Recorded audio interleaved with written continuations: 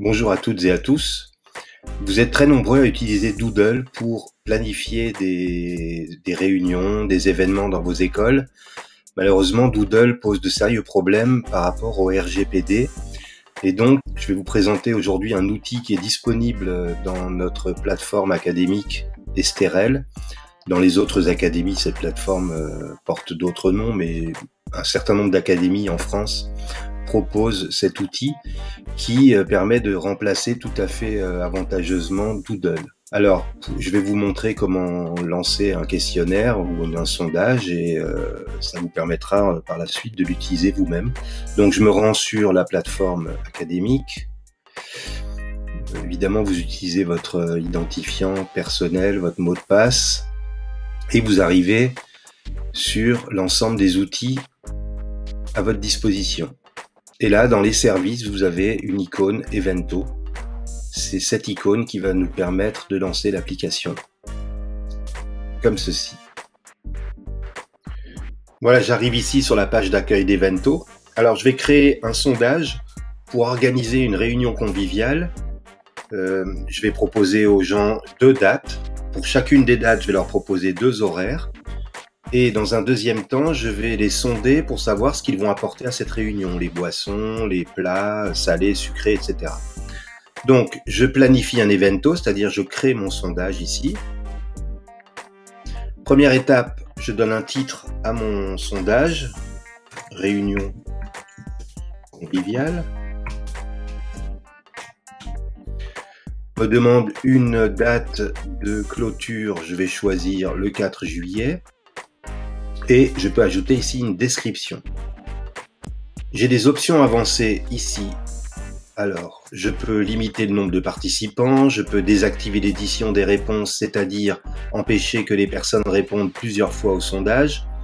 Je peux empêcher d'être notifié à chaque fois que quelqu'un répond, très utile si vous envoyez le questionnaire à de nombreuses personnes. Vous pouvez masquer les résultats des autres participants si les questions comportent des points un peu confidentiels. Et vous pouvez également masquer les commentaires des autres participants puisque pour chaque question, les personnes peuvent laisser un commentaire. J'ai terminé pour la description de mon sondage. Je passe sur suivant pour créer mes questions. Alors, je peux soit créer des questions relatives aux dates, soit créer des questions autre, c'est-à-dire pour justement savoir ce que les gens, par exemple, vont apporter à cette réunion. Donc, je commence par la date. J'indique date de la réunion.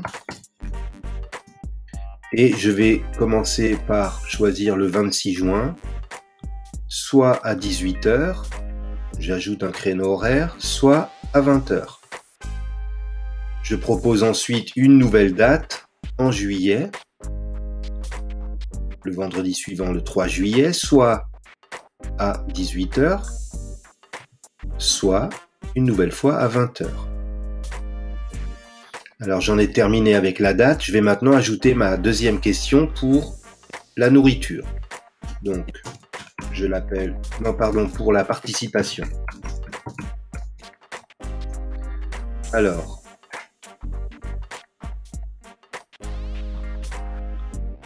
voilà. Donc, je vais séparer les boissons.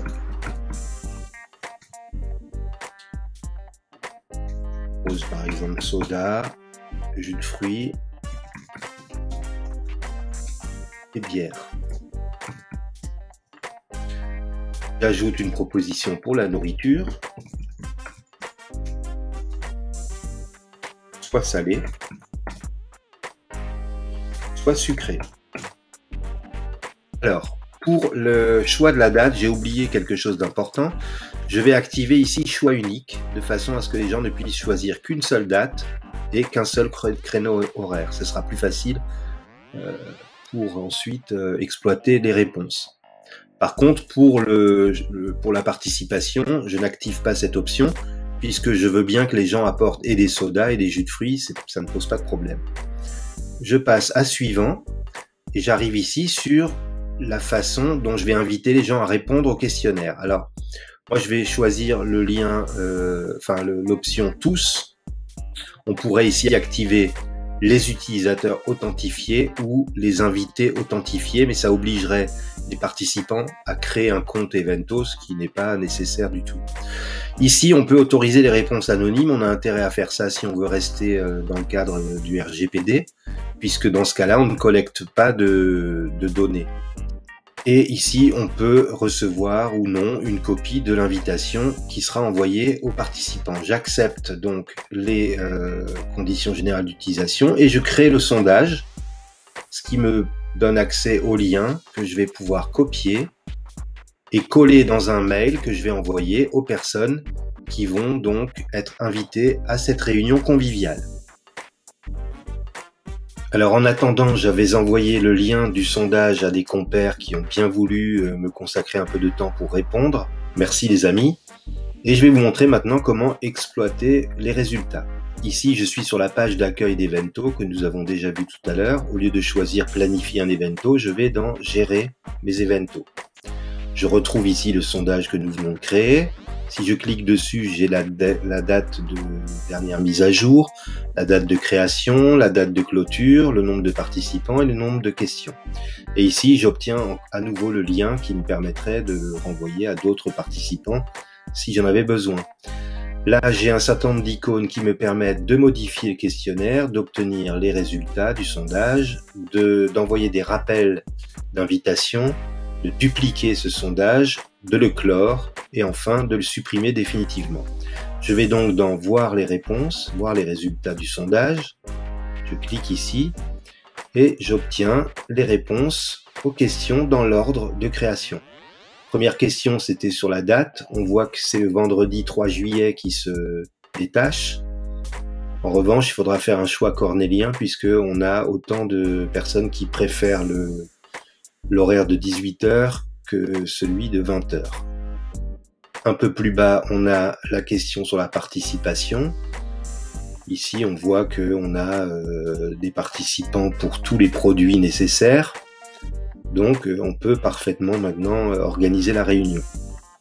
Si vous préférez exploiter vos résultats dans un tableau Excel, vous avez ici la possibilité de le faire en cliquant sur « Exporter les résultats en CSV » et je vous montre tout de suite comment faire pour traiter vos données dans un tableau Excel.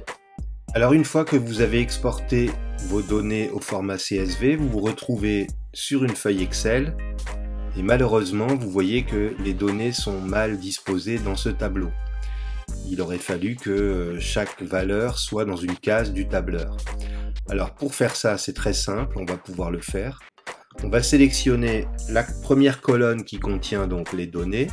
Et je vais ensuite choisir ici « Données » et « Convertir ». Ici, vous avez l'option « Convertir ». Vous pouvez également y accéder par le menu déroulant « Données »,« Convertir ». Alors ici, il faut choisir « Délimiter » pour indiquer comment sont délimitées les données. On clique sur « Suivant » et là, on choisit virgule, puisque on voit dans le tableau que les données sont séparées par des virgules. Une fois on décoche tabulation, on choisit virgule et on fait suivant. Quand on a terminé, on fait fin. Et là, vous voyez, comme par magie, on obtient le tableau avec le nom des participants, leur adresse email et les différentes réponses et les totaux en dessous de chaque colonne. Alors il y a des petits problèmes par rapport aux accents, c'est souvent le cas. Bon, il faudrait faire un petit traitement pour remplacer les signes cabalistiques là par les accents, mais bon, c'est un détail et c'est pas très important. Voilà pour cette utilisation d'Evento. Je vous donne rendez-vous bientôt pour de nouvelles astuces.